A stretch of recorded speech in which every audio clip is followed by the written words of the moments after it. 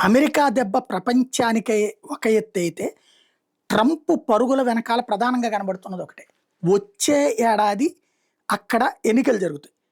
2026లో mid term ఎన్నికలు జరుగుతాయి. ఆ మిడ్ టర్మ్ ఎన్నికల్లో కనుక ట్రంప్ పార్టీ ఇప్పటికే అక్కడున్న అప్రూవల్ రేట్స్ డౌన్ అయినాయి. అందుకనినే ఓ పక్కన అక్కడ ప్రజల మీద ఇప్పుడు పన్నులేసి కరెక్ట్‌గా ఎలక్షన్స్‌కి ముందు డబ్బులు పంచుతాడు ఉచితంగా. దాంతో వాళ్ళ ఓట్లు కొనటం. రెండోదొచ్చేటప్పటికి గ్రీన్‌లాండ్ లాంటి ఇష్యూస్ లేపోతే మధురోని తీసుకొచ్చింది ఒక హీరోచితత్వం. వీరోచిత హీరుడు. లేపోతే వీరోచిత హీరో ఇప్పుడు ఆయన. వీరోచిత ధీరుడు.